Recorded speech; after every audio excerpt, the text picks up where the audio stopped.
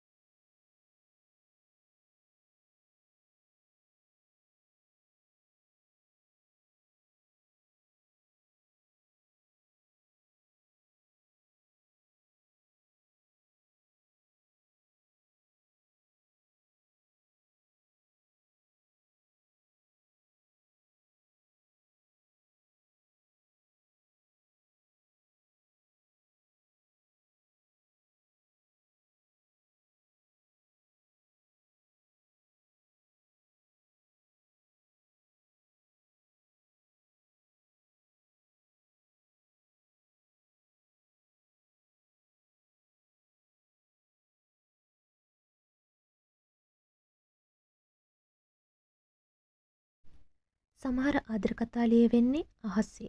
පොළවේ මොනතරම් බාධක තිබුණත් දෛවය විසින් නියමිත කාලයේදී නියමිත පුද්ගලයා ඔබ අසලටම රැගෙන එනවා. මංගල මුදුවේ ඇඟිල්ලට වැටෙන ඒ නිහඬ මොහොතේ ඔහුට වැටහුණෙත් එකම දෙයයි. මේ ඇයයි. සදාකාලිකවම ඔහුගේම වූ ඇයයි. ඈ ඔහුගේ දැස් දෙස බැලුවා. එහි වූයේ වචනයෙන් විස්තර කළ නොහැකි සහනයක්. මංගල සීනු හඬ මැද්දේ ඇයගේ මුවඟට නැගුණු සිනහව ඔහුට පවසන්නේ මෙවැනි දෙයක්. අවසානයේ අපි දිනුවා. රතු රෝස පැති විසිරුණු මාවත දිගේ ඔවුන් පිය නැගුවේ නව ජීවිතයක සුබ ලකුණු දකිමිනි. මේ කතාව කියවලා අවසන් කරන ඔබට මා පවසන්නේ එකම එක දෙයක්. ආදරය යනු හුදෙක් හැඟීමක් පමණක් නොව එය කැපවීමකි.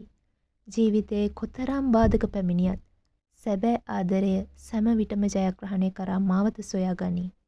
ඔබේ ජීවිතයටත් එවැනිම සුන්දර ආදරයක් ලැබේවායි මම ප්‍රාර්ථනා කරමි.